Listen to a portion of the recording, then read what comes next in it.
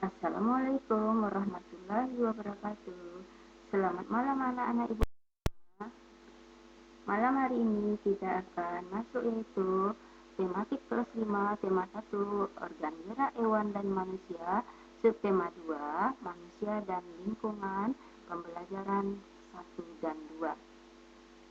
Sudah siapkah anak-anak ibu untuk belajar pada malam hari ini? Kalau sudah siap, marilah kita mulai pembelajaran kita dengan diawali dengan membaca doa menurut kepercayaan kita masing-masing. Berdoa dimulai. Berdoa selesai. Nah, tujuan pembelajaran kita pada malam hari ini, yang pertama itu mengamati gambar. Siswa dapat mengetahui aktivitas-aktivitas manusia. Yang kedua, siswa dapat menentukan ide pokok setiap paragraf.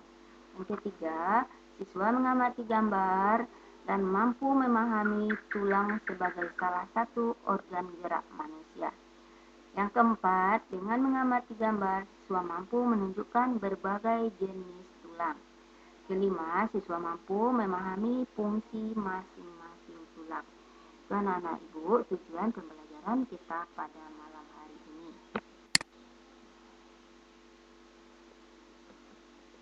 Coba perhatikan gambar berikut. Ini ada anak-anak yang sedang mengendarai sepeda. Kemudian ada lagi bapak yang sedang mengendarai sepeda motor. Ini aktivitas manakah yang menyehatkan? Peristiwa atau objek apakah yang nampak pada kedua gambar tadi, yaitu yang ada anak-anak naik sepeda dan ada bapak-bapak yang mengendarai sepeda motor. Pada kedua gambar itu adalah aktivitas mengendarai sepeda.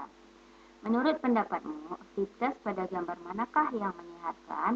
Menurut saya, aktivitas yang menyehatkan adalah naik sepeda karena lebih banyak menggunakan tenaga otot daripada naik sepeda motor.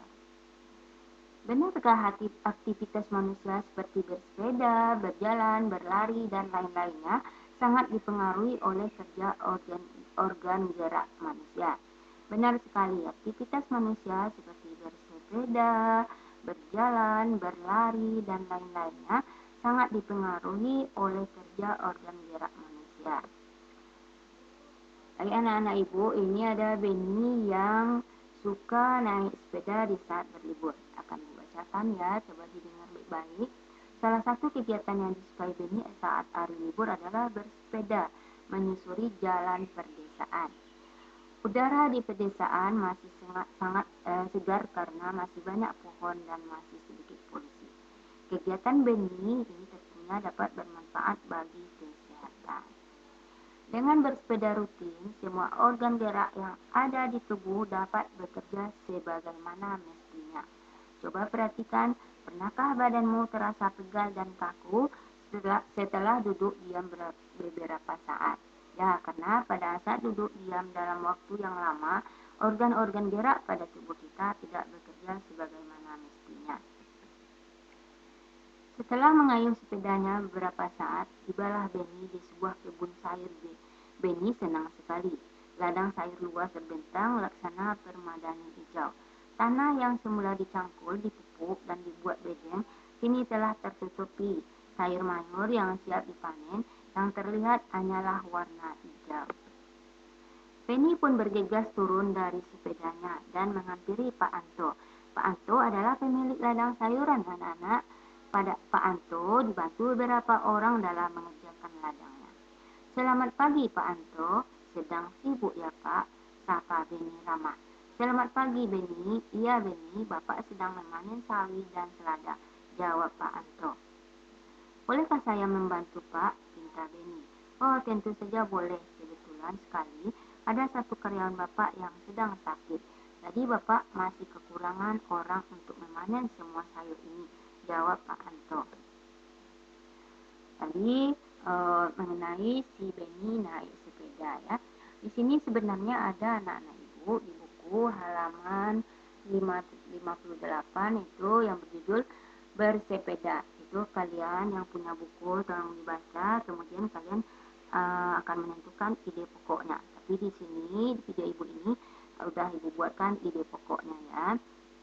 Baca dan pahami teks tentang bersepeda, kemudian ceritakan kembali isi teks tersebut. Kemudian coba kalian baca teks yang berjudul sepeda itu pada buku halaman 58, 59. Di sini tidak Ibu buatkan karena bacaan terlalu panjang, hanya Ibu tentukan ide pokoknya aja ya. Kalian sudah paham juga tentang menentukan ide pokok dari sebuah paragraf. Ini di judul bersepeda itu terdapat 7 ide pokok. Itu di paragraf pertama, bersepeda merupakan kegiatan yang menyenangkan sekaligus menyehatkan. Kemudian di paragraf kedua, ide pokok terdapat yaitu bersepeda dapat mengencangkan otot-otot tubuh. Itu di paragraf kedua. Di paragraf ketiga itu jika bersepeda secara rutin, kesehatan jantung kita akan tetap terjaga.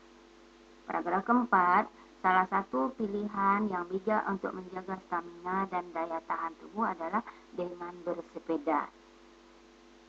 Yang kelima yaitu bersepeda juga merupakan olahraga yang dapat membakar kalori dalam tubuh ya anak-anak.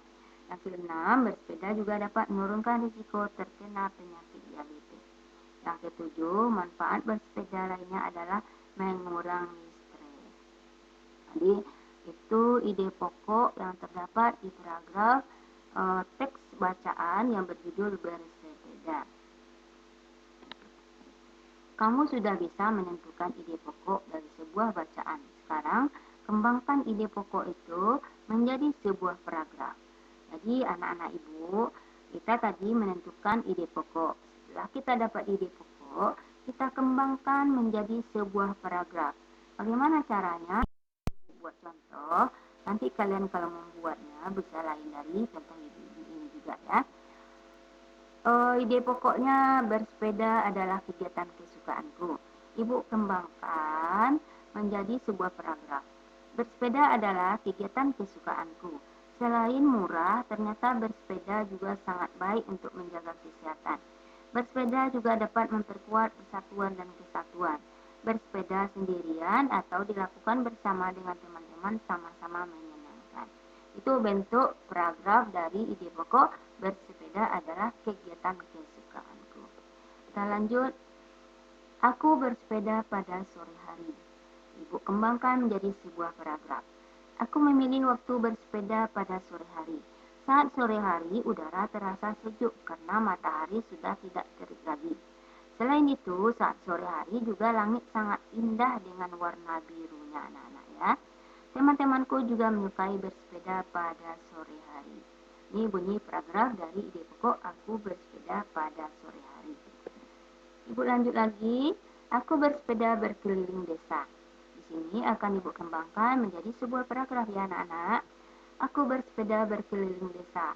Suasana desa yang sejuk dan jauh dari keramaian lalu lintas membuat bersepeda semakin asik. Aku menyusuri jalan sepanjang desa yang di kanan kirinya merupakan daerah persawahan yang hijau membentang. Itu bunyinya, aku bersepeda keliling desa. Kemudian, aku bersepeda bersama teman-temanku. Ibu akan membuat sebuah paragraf dari ide pokok tadi ya. Aku bersepeda dengan teman-temanku. Sebelumnya memang kami lebih bermusyawarah tentang rencana bersepeda bersama. Bersepeda bersama dengan teman-teman sangat menyenangkan.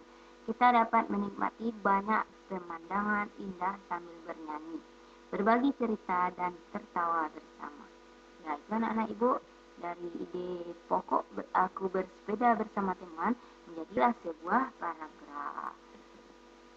Banyak sekali manfaat bersepeda yang kurasakan. Itu bunyi ide pokoknya. Kemudian Ibu kembangkan akan menjadi sebuah paragraf. Bunyinya seperti ini anak-anak. Banyak sekali manfaat bersepeda yang aku rasakan. Bersepeda bisa membuat tubuh sehat. Selain itu, bersepeda dapat melatih kelenturan otot-otot tubuh. Otot-otot tubuh yang sehat dan terlatih membuat kita lincah bergerak, mampu melakukan pekerjaan-pekerjaan berat, dan tidak mudah mengalami cedera. Selain itu, bersepeda bersama juga dapat menambah banyak teman. Itu anak-anak Ibu, dari tadi kita menentukan ide pokok dari bacaan yang berjudul bersepeda. Sudah dapat ide pokoknya, kemudian ibu akan kembangkan menjadi sebuah paragraf.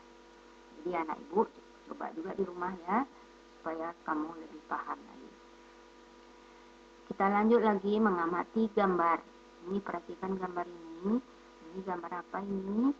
Di sini ada gambar anak yang sedang sedang menendang bola.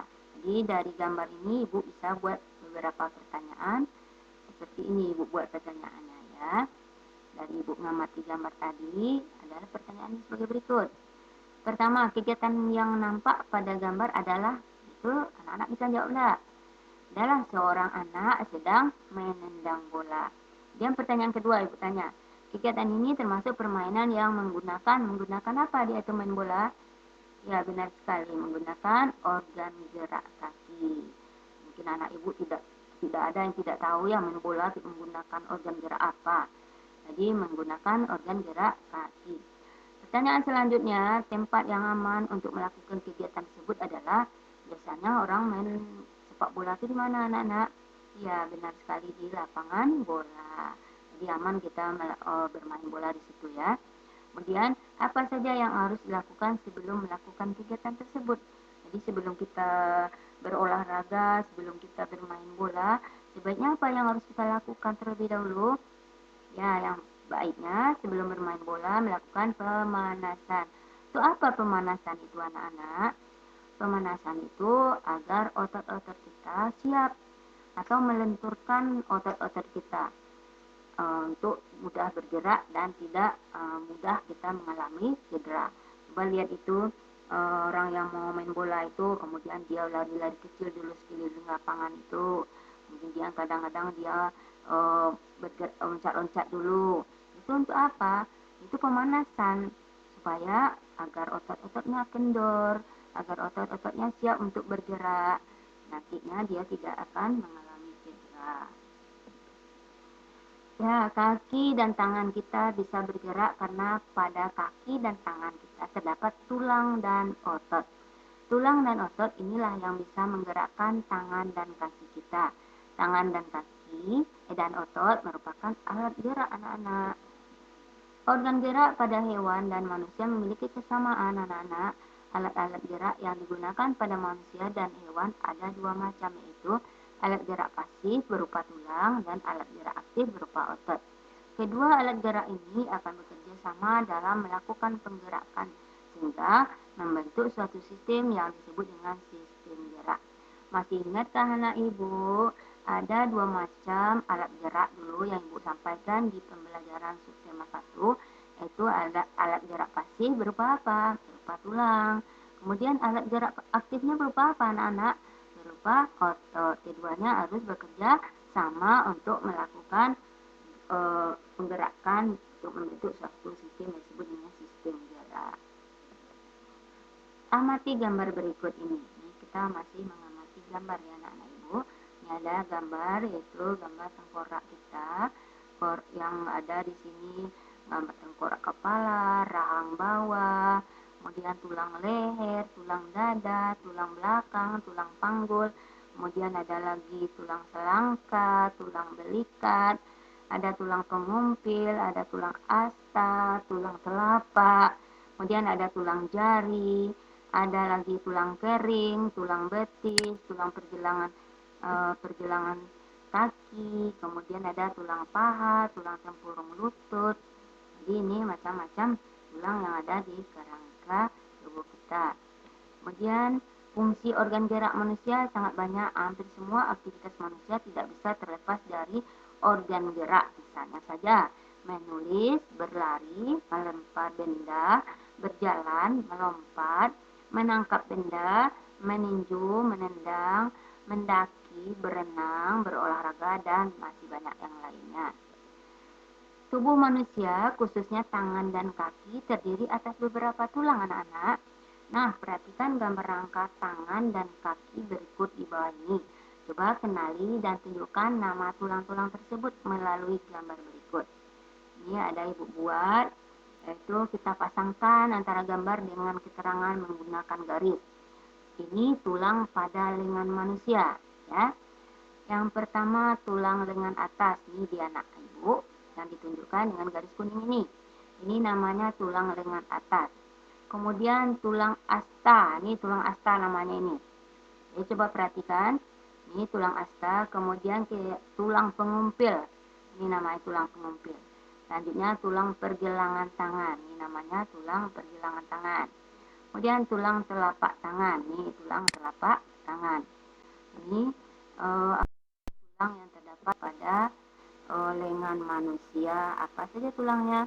Tulang lengan atas, tulang asta, tulang pengumpil, tulang pergelangan tangan, dan tulang telapak tangan.